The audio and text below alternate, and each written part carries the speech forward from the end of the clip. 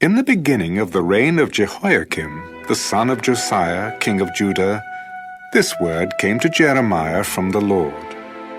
Thus says the Lord to me, make for yourselves bonds and yokes, and put them on your neck, and send them to the king of Edom, the king of Moab, the king of the Ammonites, the king of Tyre, and the king of Sidon, by the hand of the messengers who come to Jerusalem to Zedekiah, king of Judah, and command them to say to their masters, thus says the Lord of hosts, the God of Israel, thus you shall say to your masters, I have made the earth, the man and the beast that are on the ground, by my great power and by my outstretched arm, and have given it to whom it seemed proper to me.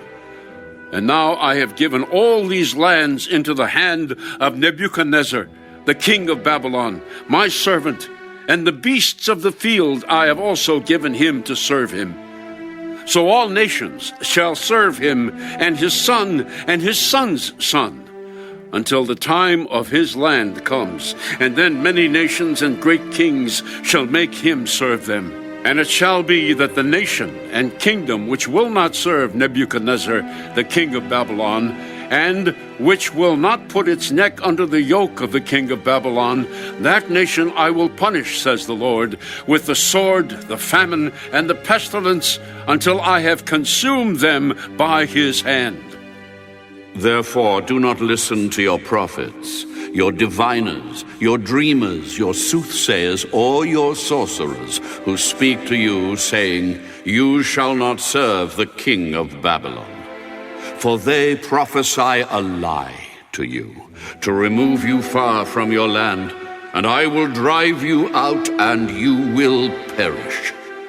But the nations that bring their necks under the yoke of the king of Babylon and serve him, I will let them remain in their own land, and they shall till it and dwell in it. I also spoke to Zedekiah, king of Judah, according to all these words, saying, bring your necks under the yoke of the king of Babylon, and serve him and his people, and live. Why will you die, you and your people, by the sword, by the famine, and by the pestilence, as the Lord has spoken against the nation that will not serve the king of Babylon? Therefore, do not listen to the words of the prophets who speak to you, saying, you shall not serve the king of Babylon, for they prophesy a lie to you. For I have not sent them, says the Lord. Yet they prophesy a lie in my name, that I may drive you out, and that you may perish, you and the prophets who prophesy to you. Also I spoke to the priests and to all this people, saying, thus says the Lord, do not listen to the words of your prophets who prophesy to you, saying, behold, the vessels of the Lord's house will now shortly be brought back from Babylon. For they prophesy a lie to you. Do not listen to them. Serve the king of Babylon and live. Why should this city be laid waste? But if they are prophets, and if the word of the Lord is with them, let them now make intercession to the Lord of hosts, that the vessels which are left in the house of the Lord, in the house of the king of Judah, and at Jerusalem, do not go to Babylon. For thus says the Lord of hosts concerning the pillars, concerning the sea, concerning the carts, and concerning the remainder of the vessels that remain in this city, which Nebuchadnezzar, king of Babylon, did not take, when he carried away captive Jeconiah, the son of Jehoiakim, king of Judah, from Jerusalem to Babylon.